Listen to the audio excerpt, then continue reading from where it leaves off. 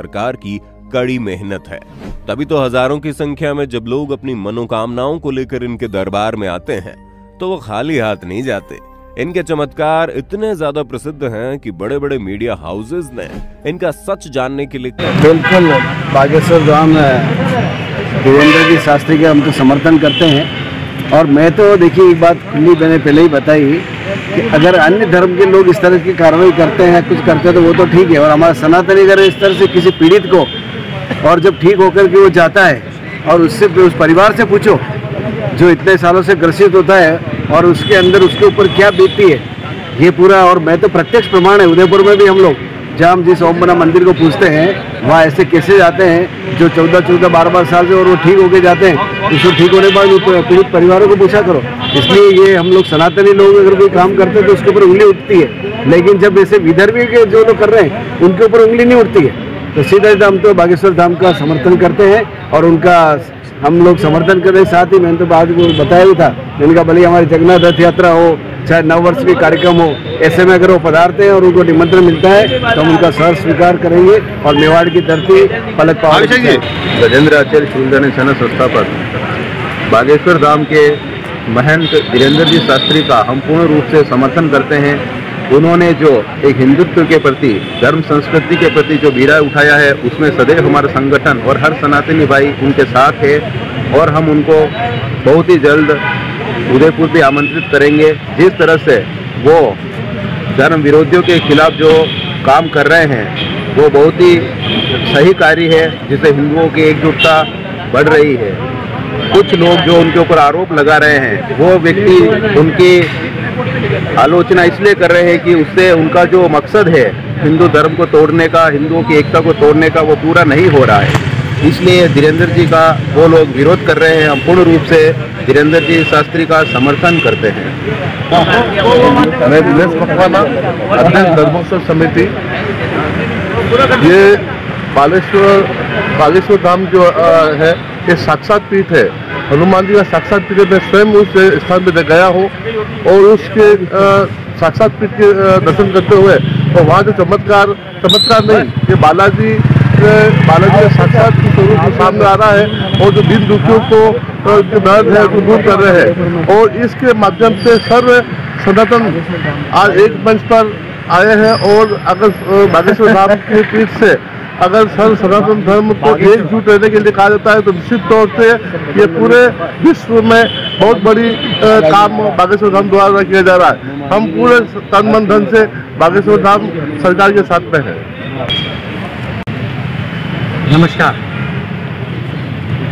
आपने बालेश्वर धाम के बारे में जो प्रश्न करा है, मैं आपके चैनल के माध्यम से ये निवेदन करना चाहता हूँ कि सनातन परंपरा और सनातन धर्म में वेद मंत्र अपने आप में एक बहुत बड़ी शक्ति रखते हैं। आज से नहीं, वर्षों से वेद मंत्रों में, मंत्र में बहुत शक्ति है। उन शक्तियों के माध्यम से और वहाँ पर साक्षात हनुमान जी का निवास है, वो विराजते हैं। और यदि जो हनुमान भक्त है और वहाँ पर कोई किसी को बुलाया नहीं जाता, जो आदमी जाता अपनी स्वेच्छा से जाता है। और किसी व्यक्ति को, मेरा सा मानना खाली है कि खाली उनको इसलिए टारगेट किया जा रहा है कि वो सनातन धर्म के बारे में बोलते हैं और वो धर्मांतरण को रोकना चाहते हैं। धर्मांतरण रोकना बहुत आवश्यक है इस देश के लिए, वो उसके बारे में बोलते हैं। शायद उनको इसीलिए टारगेट किया जाता है। और मेरा सा मानना खाली सनातन धर्म में नहीं, सभी धर्मों में इस प्रकार की व्यवस्था है कि जहाँ पर लोग अपने आप को ठीक करने के लिए जाते हैं और वो अपने आप को ठीक होकर भी आते हैं। और आप ज़्यादा दूर मत जाइए, अपने मेहंदीपुर बालाजी जाके देख लीजिए। मेहंदीपुर बालाजी में जो शक्ति है वहाँ पर लोग स्वस्थ होकर आते हैं और ठीक होकर आते हैं। तो ये भी एक उपचार है, तंत्र मंत्र ये भी एक उपचार है और जिसके माध्यम से व्यक्ति ठीक होता है। मैं आपके माध्यम से बजरंगबली को प्रणाम करता हूँ। बहुत बहुत धन्यवाद, शुभकामनाएँ। और मैं हमारे जो माननीय संत हैं धीरेन्द्र जी शास्त्री, मैं उनका समर्थन करता हूं। और यदि जैसा हमारे सभी जो लोग टीम के लोग हैं, यदि ऐसा विचार करेंगे, यदि उदयपुर में उनका आगमन हुआ तो निश्चित रूप से उनको लाएंगे। मैं एक बार पुनः सभी से निवेदन करना चाहता हूं कि ये अनावश्यक विवाद न करें। हर व्यक्ति का अपना अपना अधिकार है और वहाँ पर कोई ज़बरदस्ती नहीं जाता। स्वयं अपनी इच्छा से जाते हैं। और मैं तो कहता हूँ आप स्वयं कभी जाइए, आप स्वयं अपने माध्यम से जाके देखिए और उदयपुर के लोगों को सच्चाई बताइए कि हम देख कर आए हैं, ये सच्चाई है। जो सच हो तो सच बताइए, झूठ हो तो झूठ बताइए, किसी को कोई आपत्ति नहीं। आप स्वयं जाइए, जाके देखिए, बहुत बताइए।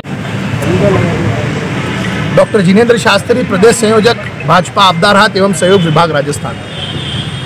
बड़ा दुर्भाग्य का विषय है कि धर्म को रोकने के लिए कुछ वामपंथी विचारों के लोग, कुछ अन्य समुदाय के लोग जब रोकने की बात करेंगे तो मैं 100% कहूंगा कि विरोध प्रचार की कुंजी है। ये बहुत अच्छा हुआ कि कुछ लोगों ने सही समय पे सनातन को रोकने का प्रयास किया। धीरेन्द्र जी शास्त्री का मैं लंबे समय से फॉलोअर हूं और जो उनका सनातन के विषय पर, जो उनका पर्चा पर, मैं ये पूछना चाहता हूं उन लोगों को जो उनका विरोध कर रहे हैं, क्या किसी का दुख दर्द दूर करना गुनाह है? क्या किसी महिला को उसके सही मार्ग को बताना गुनाह है? और सनातन की रक्षा करना क्या गुनाह है?